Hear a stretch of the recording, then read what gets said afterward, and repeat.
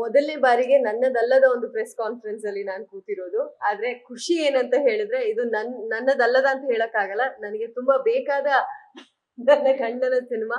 ತುಂಬಾ ತುಂಬಾ ಖುಷಿ ಆಗ್ತಾ ಇದೆ. ಅವ್ರು ಹೇಳ್ದಂಗೆ ಒಂದು ಬ್ರೇಕ್ ತಗೊಂಡ್ರು. ಅವರಿಗೆ ಫ್ಯಾಮಿಲಿ ಫಸ್ಟ್ ಬರುತ್ತೆ ಅಂತ ಹೇಳ್ತಾನೆ ಇದ್ರು. ಬಟ್ ಅದು ಈ ರೀತಿ ಅವ್ರು ಪ್ರೂವ್ ಮಾಡ್ತಾರೆ ಅಂತ ನಾನು ಅನ್ಕೊಂಡಿರ್ಲಿಲ್ಲ. ಯಾವಾಗ್ಲೂ ಹೇಳ್ತಾ ಇದ್ರು, ನನ್ ಮದ್ವೆ ಆದ್ಮೇಲೆ I will take a break, ನನ್ಗೆ I will give that time.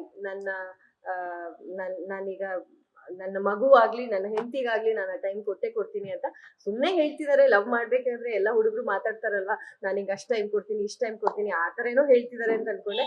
But genuine ಆಗಿ ಅದನ್ನ ಪ್ರೂವ್ ಮಾಡ್ತಾರೆ ಅಂತ ನಾನು ಅನ್ಕೊಂಡಿರ್ಲಿಲ್ಲ. ನಿಜವಾಗ್ಲೂ ಮದ್ವೆ ನಂತರ ಒಂದೂವರೆ ವರ್ಷ ನನ್ನ ಪ್ರೆಗ್ನೆನ್ಸಿಯಲ್ಲಿ ಕಂಪ್ಲೀಟ್ 9 ತಿಂಗಳು ಅವರೇ ನನಗೆ ಅಡಿಗೆ ಮಾಡಿ ಊಟ ಮಾಡಿಸಿದ್ರು.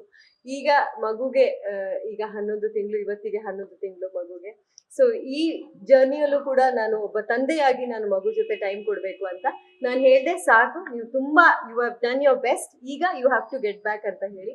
ಸೊ ಗೆಟ್ ಬ್ಯಾಕ್ ಅಂತ ಹೇಳಿದಾಗ ಸರ್, ಈಗ ಗೆಟ್ ಬ್ಯಾಕ್ ಅಂತ ಹೇಳಿದಾಗ ಈ ತರ ಒಂದು ಲೆಜೆಂಡ್ಸ್ ಜೊತೆಗೆ ಗೆಟ್ ಬ್ಯಾಕ್ ಆಗ್ತಾರೆ ಅನ್ನೊಂದು ಕನ್ಸಲ್ಲೂ ನಾನು ಯೋಚನೆ ಮಾಡಿರ್ಲಿಲ್ಲ. ತುಂಬಾ ತುಂಬಾ ಖುಷಿ ಆಗ್ತದೆ. Very very excited. Yograj Bhat sir, V Harikrishna sir, ನಮ್ಮ ಕನ್ನಡ ಇಂಡಸ್ಟ್ರಿಯ ಒಂದು ಲೆಜೆಂಡ್ಸ್ ಅಂತ ನಾನು ಆಗ್ಲೇ ಹೇಳಿದೆ.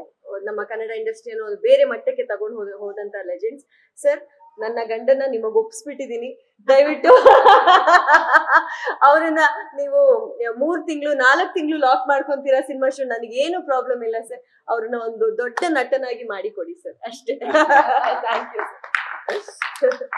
ಇಂಟ್ರೆಸ್ಟಿಂಗ್ ಮತ್ತು ಇನ್ಫಾರ್ಮೇಟಿವ್ ವಿಡಿಯೋಗಳನ್ನ ಮಿಸ್ ಮಾಡ್ಕೋಬೇಡಿ. ಈಗಲೇ ಸಬ್ಸ್ಕ್ರೈಬ್ ಮಾಡಿ.